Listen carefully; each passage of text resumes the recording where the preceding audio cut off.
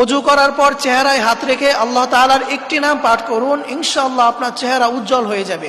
প্রিয় ভাই এবং প্রিয় বোনেরা, অনেকে আছে যে তারা চেহারা উজ্জ্বল করার জন্য, চেহারা সুন্দর করার জন্য অনেক দামি দামি ক্রিম, অনেক দামি দামি মেডিসিন যুক্ত ক্রিম ইউজ করেন, কিন্তু দেখা যায় এটাতে তার ভালো কোনো একটা ফলাফল পাওয়া যায় না।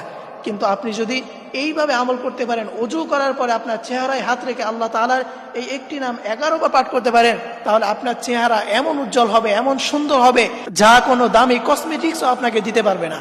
এই জন্য প্রিয় ভাই, প্রিয় বোনেরা আমার, অবশ্যই আপনারা এই আমলটি করবেন, অজু করবেন এবং নামাজ আপনারা ঠিক মতো পড়বেন। অনেকে আছে যে নামাজ পড়ে না কিন্তু আমল করতে চায়, যে আমি নামাজ পড়ি না, কিন্তু অনেকেই বলে যে হুজুর এত দোয়া করি, এত আমল করি, এরপরও আমার আমলটা আল্লাহ তাআলা কবুল করে না। তাকে যদি জিজ্ঞেস করা হবে আপনি নামাজ পড়েন, দেখা যাবে সে নামাজ পড়ে না। আরে ভাই, নামাজ না পড়লে তো আপনার আমলটা গ্রহণযোগ্যই হবে না। এই জন্য আপনি সর্বপ্রথম 5 ওয়াক্ত নামাজ আপনারা পড়বেন। এরপরে যে নামাজের আগে যে অজুটা করবেন, নামাজের জন্য যে অজুটা করেন, সেই অজু করার পর আপনারা আপনার চেহারায় হাত রাখবেন।